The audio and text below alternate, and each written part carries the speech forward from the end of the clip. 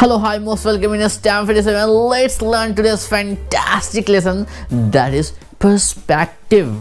In simple language, if I say, this is point of view. So today we will understand in this lesson that how different people have different point of views. Different people they cannot see the same thing which you are saying. Suppose that if from the teaching point of view, I am understanding this lesson's importance at a tremendous level of benefits. So if you are standing and watching right now this lesson, so your point of view cannot match with my point of view.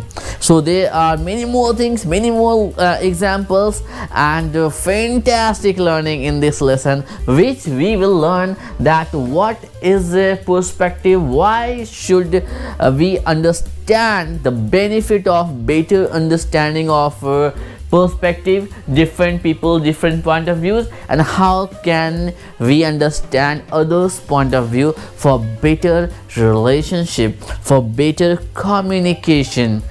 Okay, so today we'll start our lesson with the question of the day, as like always. Then we recap that what did you learn in the last lesson. Next, today we have a fantastic game, that is Jeopardy game, and before this we'll discuss do's and don'ts, and these do's and don'ts will discuss with the help of either or and neither nor.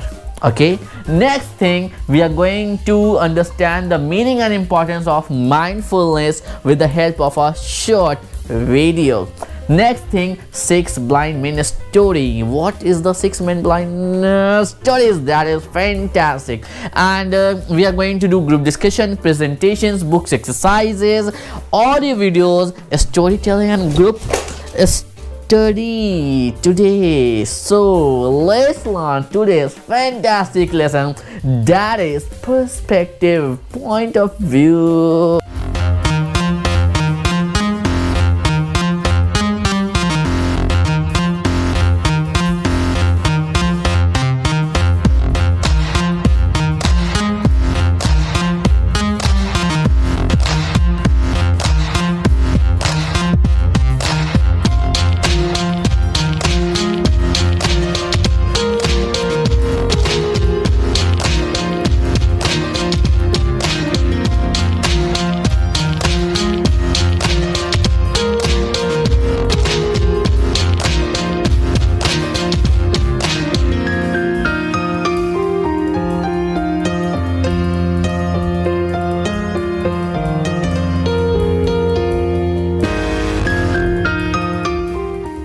So today we'll start with question of the day, and with after question of the day we'll go for the recap of the last lesson, that what did you learn in the last lesson, my book report. And yesterday we discussed our FTS2 reading expectations. So where are you standing there? Let's give a quick intro कि आप FTS2 के reading के expectations के जो भी उम्मीद आपसे की जा रही है कि आपको रीडिंग में ये चीज़ आ जानी चाहिए, उसमें आप कहाँ खड़े हो. Okay, next thing, today we are going to discuss where are you standing in writing expectations in FTS2. FTS2 जो होने वाला है बहुत जल्द, आपका सेकेंड टेस्ट जो होने वाला है इस लेवल का, लेवल 2 का जो आपका टेस्ट होने वाला है, इसमें जो आपका राइटिंग का जो एक्सपेक्टेशन है कि आपको राइटिंग में ये चीज़ें आ जानी चाहिए, उन चीज़ों में आप कहाँ खड़े हो.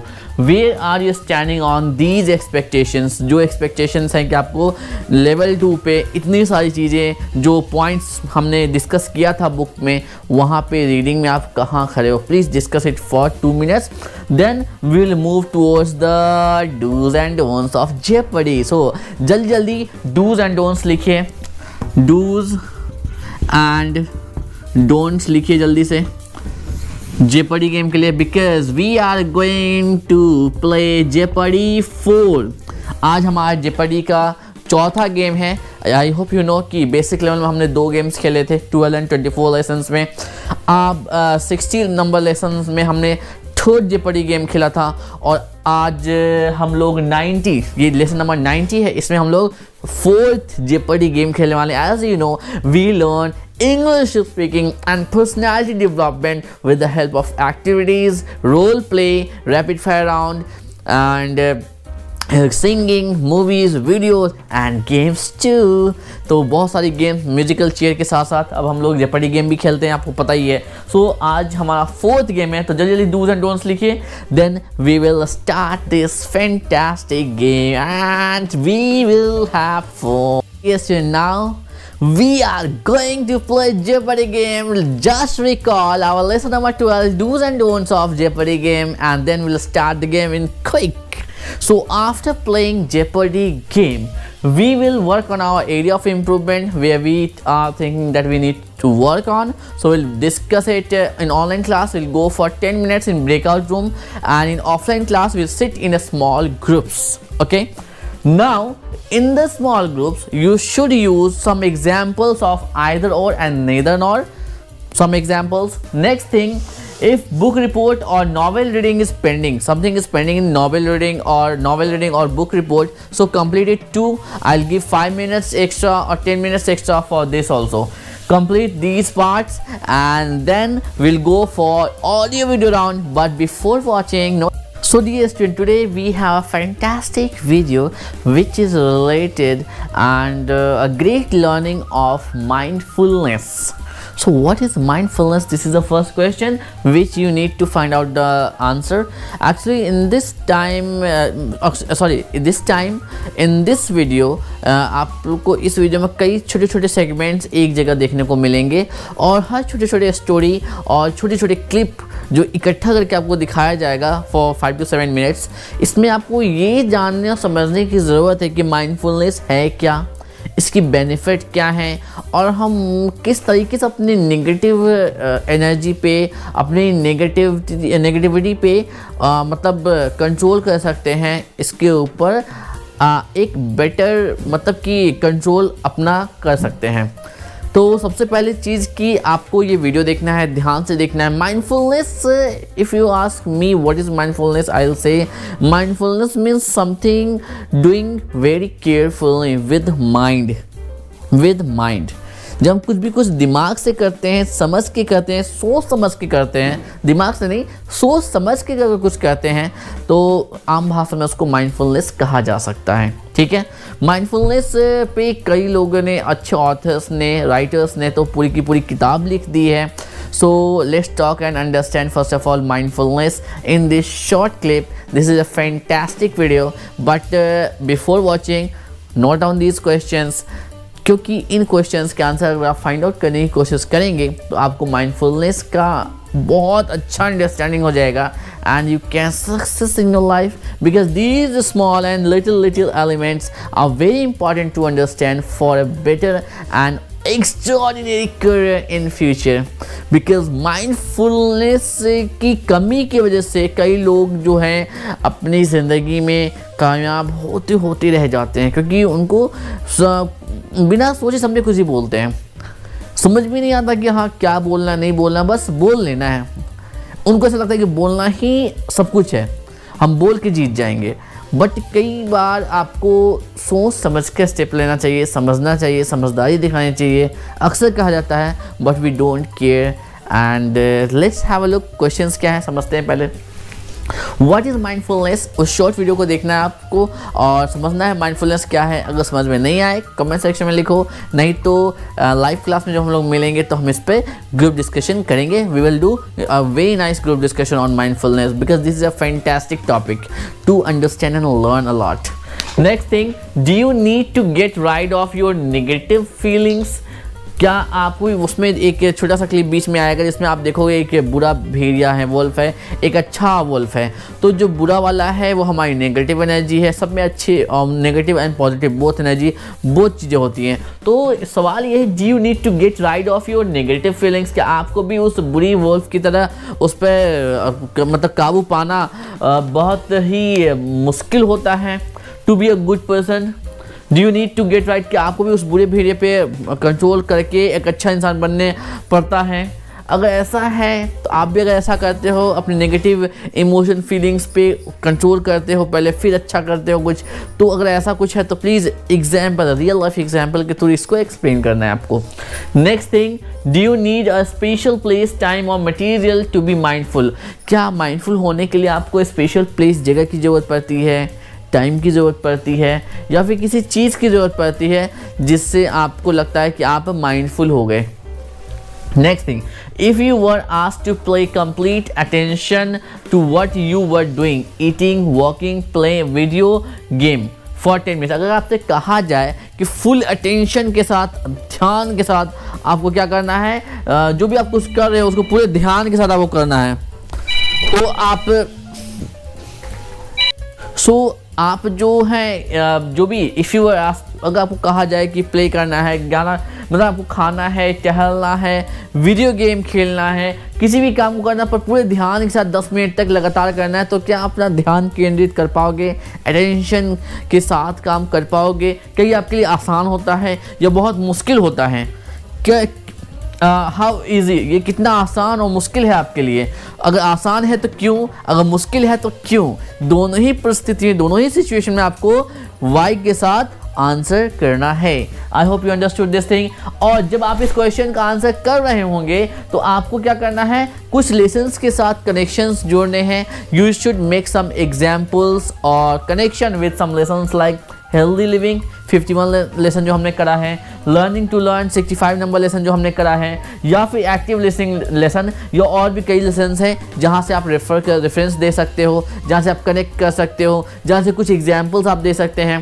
तो इन क्वेश्चंस, 4 क्वेश्चन के आपको आंसर के साथ आना है, जिस शॉर्ट वीडियो को आज मैं दिखाने वाला हूँ या फिर ऑनलाइन क्लास जो ले रहे हैं उनको सेंड करने वाला हूँ। तो वीडियो देखते समय आपके दिमाग में ये 4 सवाल होने चाहिए। अगर किसी भी सवाल की अंडरस्टैंडिंग में कोई प्रॉब्लम है, नहीं समझ में आया है, please write in the comment section. I will re-explain these 4 questions. Dear students, this is the lesson number 90, perspective.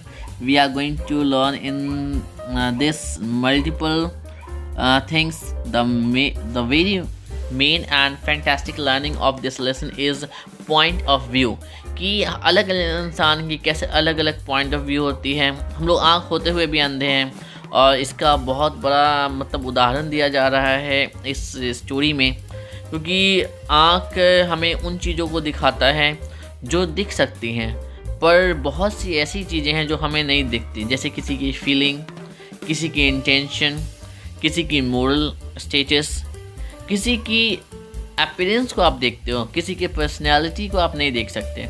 तो कोई अपने वर्ड्स कहता है, उस वर्ड्स के पीछे क्या भाव छुपे हैं वो आप नहीं देख सकते, उसे समझना पड़ता है, and that is point of view. तो चलिए रीड आउट करते हैं इस पर्सपेक्टिव के फैंटास्टिक सा जो ये हमारा स्टोरी है। Let's read it out. Once upon a time there lived 6 blind men in a village. One day the villagers told them, "Hey, there is an elephant in the village today." मेरे साथ दोहराएं, पढ़ें ताकि आपकी reading skill भी अच्छी हो जाए। एक बार एक जंगल मतलब एक बार एक गांव में 6 अंधे लोग रहते थे जो देख नहीं सकते थे। तो उनको किसी ने आगे कहा कि अरे भाई सुनो, वहाँ पे एक हाथी आया है आज, ठीक है। तो चलिए आगे उन्होंने क्या किया वो देखते हैं। जब हाथी आया, हाथी तो आपने देख लिया, आप समझते हैं कि उन्होंने क्या किया। बेचारे अंधे लोगों ने, उनका क्या कॉन्सेप्ट था, उन्होंने क्या किया। They had no idea what an elephant is. They decided even इसको दो पढ़ते हैं, दो, we would not be able to see it. Let us go and feel it anyway. उन्होंने सोचा कि हम लोग तो देख नहीं सकते हाथी को, चलो उसको फील ही कर लें कैसा होता है हाथी। So all of them went where the elephant was. Each one touched the elephant.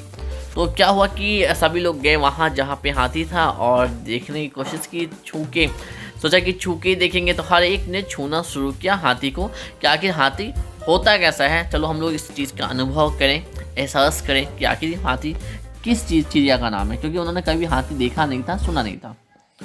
तो सबने अलग अलग पार्ट्स को टच किया एक्चुअली। जो सबसे पहले ने टच किया, hey the elephant is a pillar said the first man who touch the leg. जिसने पैर छुआ उन्होंने बोला कि अरे हाथी तो पिलर की तरह है। Oh no it is like a rope said the second man who touch the tail. और जिसने पूंछ को छुआ उसने कहा नहीं नहीं नहीं, हाथी तो रस्सी की तरह है। Oh no it is like a thick branch of a tree said the third man who touched the trunk of the elephant. जिसने हाथी की सूंड को पकड़ा उसने क्या कहा कि अरे नहीं ये तो एक पेड़ की टहनी शाखा की तरह है जो कि थोड़ा मोटा है। It is like a big hand fan said the fourth man who touched the ear of the elephant। जिसने हाथी के कान को छुआ उसने कहा नहीं नहीं नहीं, ये तो हाथ वाला जो पंखा होता है ना, बड़ा सा पंखा है हाथ वाला। Okay, it is like a huge wall said the fifth man who touched the belly of the elephant। और जिसमें हाथी के पेट को छुआ उसने कहा नहीं नहीं, ये तो बहुत बड़ी दीवार है। It is like a solid pipe said the sixth man who touched the tusk of the elephant। और जिसने हाथी के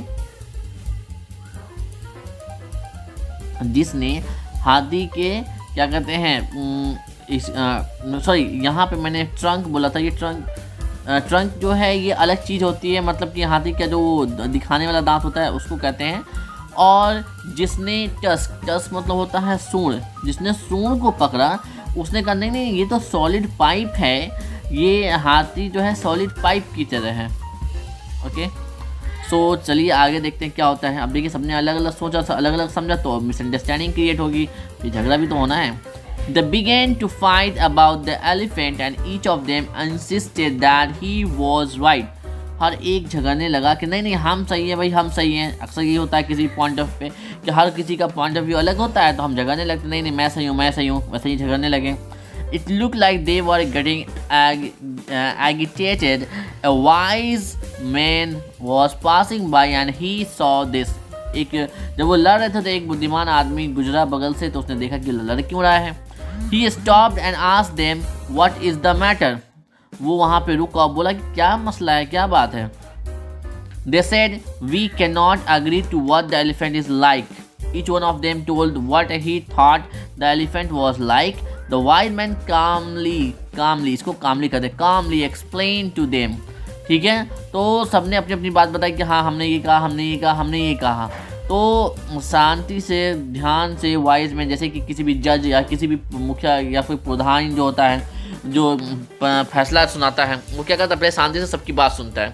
तो उसने सबकी बात सुनी चुपचाप शांति से, फिर बोला अच्छा चलो मैं बताता हूँ मसला आखिर है क्या, प्रॉब्लम आखिर है क्या। All of you are right. उसने कहा आप सभी सही हो। The reason each of you is telling it differently because each of you touch the different parts of the elephant. उसने कहा कि आप सभी सही हो, लेकिन प्रॉब्लम ये है, समस्या ये है कि आप सभी ने अलग अलग पार्ट हिस्से को टच किया है हाथी का। Actually the elephant has all those structures that you all said. असल में हाथी के पास ये सारे स्ट्रक्चर हैं जिसके भी बारे में आप लोगों ने बात कही है। Oh everyone said there was no more fighting. और सबने कहा ओह हम लोग कितने बेवकूफ़ झगड़ रहे थे, और फिर कोई आगे लड़ाई झगड़ा नहीं हुआ। They felt happy that they were all right. और वे सभी खुश हो गए ये जानकर कि वे सभी सही थे। आई hope you understood this. So now चलिए कुछ क्वेश्चन है जिसको आपको आंसर करना है, आज आंसर लेकर आना है लाइव क्लास के लिए। What is the main idea of the story? Story की मेन आइडिया क्या है? Underline the part of the story that tells you what the main idea is. अगर आप ऑनलाइन क्लास में हैं और आपके पास सॉफ्ट कॉपी है तो वहाँ पे आप अंडरलाइन करना, ऑफलाइन क्लास में तो बुक में अंडरलाइन करना और लिखना अपने नोटबुक में कि स्टोरी की मेन आइडिया क्या है। What were the blind men fighting about? अंधे लोग किस बात पे लड़ रहे थे? Give the story a suitable title। Not 3 blind men and an elephant, or not 6 blind men and an elephant, 3 या 6 men and elephant। ये इस टाइप का टाइटल नहीं देना है आपको, टाइटल कुछ ऐसा देना है जो स्टोरी के पॉइंट ऑफ व्यू से, जो स्टोरी के मोरल वैल्यू को टच करता हो। ठीक है, सो ऐसा आपको टाइटल लेकर आना है। I hope you got it. Now it's a feedback round people, let's give feedback to each other. आप लोग खुद को एक फीडबैक दीजिए। सबसे पहले तो अपनी एफर्ट के लिए कि आप जो एफ़र्ट लगा रहे हो बहुत ही जल्द आप लोगों का सर्टिफिकेशन होने वाला है, फाइनल टेस्ट होने वाला है इस लेवल का, इंटरमीडिएट लेवल का। सो आपका जो एफ़र्ट है, जो आप एफ़र्ट लगा रहे हो, उससे आप कितने संतुष्ट हो, कितने सेटिस्फाइड हो? How are you feeling? Happy, not happy, not sad and sad. Attendance, आपकी अटेंडेंस कैसी है? क्या आप रेगुलर हैं, पंक्चुअल हैं क्लास में? अगर आप अपनी अटेंडेंस को लेकर, पंक्चुअलिटी को लेकर, रेगुलरिटी को लेकर बहुत खुश हैं तो यहाँ टिक करना है। अगर एवरेज हाँ ठीक ठाक है तो इस पर टिक करना है। अगर दुखी हैं तो इस पर। वर्क कंप्लीशन, आपका वर्क कंप्लीशन कैसा है? कैसा है आपका वर्क कंप्लीशन? बहुत अच्छा है वर्क कंप्लीशन, या आपका सीधा है, ठीक ठाक है? तो आपको बहुत अच्छा वर्क कंप्लीट करा है आपने तो यहाँ टिक करेंगे। एवरेज है तो यहाँ करेंगे, और बहुत बेकार कंप्लीट हुआ है तो यहाँ करेंगे, तो यहाँ करेंगे। तो फिर पे काम भी करना है। जिस जिस पॉइंट पे आपने यहाँ टिक किया है उन सब पे ध्यान देने की ज़रूरत है। कम टाइम है और ज़्यादा मेहनत करेंगे अब। ओके, सो अगला लेसन हम लोग करने वाले हैं वो है my journey of Stanford from zero to intermediate level. So dear students, after books exercise, this is the feedback round. So if you like anything, any topic you learned in this lesson, कुछ मज़ा आया हो, कुछ interesting लगा हो, then please please please like this video. Okay, next thing, if you want कि आपकी तरह बाकी लोग भी learning करें English speaking को with fun, please share this video with your friends and relatives. Third thing, subscribe this channel if you want to learn the next lesson. That is really fantastic lesson we are going to do. So for that lesson also subscribe and learn that fantastic lesson. और अभी तक अगर आपने admission नहीं लिया है किसी भी रजिस्टर्ड बैच में तो अभी का अभी 8882228755 जो नंबर आ रहा है उस पर व्हाट्सअप करें अपना पूरा नाम और पाएँ जूम का लिंक, ताकि आप face to face 1-to-1 English speaking की प्रैक्टिस कर सकें और group discussion, rapid fire round, presentation, role play में पार्टिसिपेट कर सकें। और आपको मैं ऐड कर सकूं व्हाट्सएप ग्रुप में जहां मैं शॉर्ट वीडियोस भेजा करता हूं। इस लेसन में आई होप आपको मज़ा आया होगा सीखकर कि कैसे डिफरेंट पर्सन का पॉइंट ऑफ व्यू अलग होता है। खास तौर से जो हमने 6 मेन ब्लाइंड मैन वाली जो स्टोरी करा है, देखा ना, वो तो अंधे इंसान की बात हुई थी, but in real life also एक घर में 10 फैमिली मेम्बर्स होते हैं, लेकिन सबका पर्सपेक्टिव मतलब पॉइंट ऑफ व्यू अलग अलग होता है, क्योंकि सबकी लाइफ एक्सपीरियंस अलग होती है, सबकी जीने का तरीका अलग होता है, सबका मतलब हर चीज़ अलग होता है। मतलब अगर कहूँ कि हर इंसान की हैंड राइटिंग तक अलग होती है, कोई भी दूसरे इंसान की हैंडराइटिंग पहले इंसान से कभी नहीं मिलती। ठीक उसी तरीके से हर इंसान के जीने का तरीका अलग होता है, बोलने का तरीका अलग होता है, उठने बैठने का तरीका अलग होता है, चलने फिरने खाने पीने का तरीका अलग होता है। ठीक उसी तरीके से सोच भी अलग होती है। यही सोच हमारी पॉइंट ऑफ व्यू को क्रिएट करती है, तो हमारा पर्सपेक्टिव यानी कि पॉइंट ऑफ व्यू अलग अलग हो जाता है। क्योंकि अगर एक कमरे में अगर मैं यहाँ खड़ा हूँ इस कोने में, तो मेरे लिए इस कमरे के बाकी जो अगर 4 लोगों को एक कमरे में खड़ा कर दिया जाए और चारों को कहा जाए कि आप लोग रूम की ड्राइंग करो, 4 लोग अगर रूम की ड्राइंग बनाएंगे, सबकी ड्राइंग अलग अलग होगी। क्यों? क्योंकि पॉइंट ऑफ व्यू, पर्सपेक्टिव, मेरी जो नज़रिया, मैं जहाँ से देख रहा हूँ, जिस एज, जिस एक्सपीरियंस के साथ देख रहा हूँ इस कमरे को, बाकी जो 3 लोग देख रहे हैं सब अलग अलग तरीके से देख रहे हैं, अलग अलग एंगल से देख रहे हैं, तो सबकी पिक्चर अलग हो जाएगी। इसीलिए हर एक के पॉइंट ऑफ व्यू को हमें समझने की कोशिश करनी चाहिए, और इसके लिए आपको अगले इंसान के जगह पे जाके खड़ा होना पड़ेगा।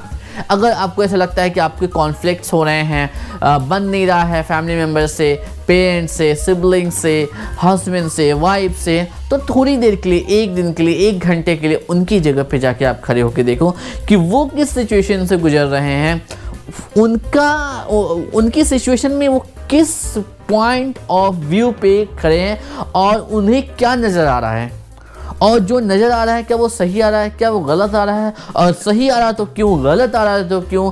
और लिख कर इस चीज़ को डिसाइड करना, सोचना, आपको समझ में आएगा। हर इंसान अपनी जगह सही होता है, बस हर एक के सोचने का नज़रिया, तरीका अलग होता है। और इसीलिए ये लेसन बहुत ही इंपॉर्टेंट था। अगर आपने आज ये perspective of point of view को समझा है, जो भी ड्राइंग वाला मैंने एग्जांपल दिया, या फिर जो बुक एक्सरसाइज में जो एक कहानी थी 6 ब्लाइंड मैन की, 6 अंधे लोगों की, उस कहानी को अगर आपने समझा है, definitely you are going to rock in your future, because हम अक्सर कॉन्फ्लिक्ट करते हैं, लड़ाई करते हैं, झगड़ा करते हैं, क्योंकि हम कभी सामने वाले को समझना ही नहीं चाहते या सामने वाले को समझ ही नहीं पाते। समझना नहीं चाहते वो अलग पॉइंट ऑफ व्यू है, समझ नहीं पाते क्योंकि अगले वाले की जगह पे खुद को खड़ा करके नहीं देखते।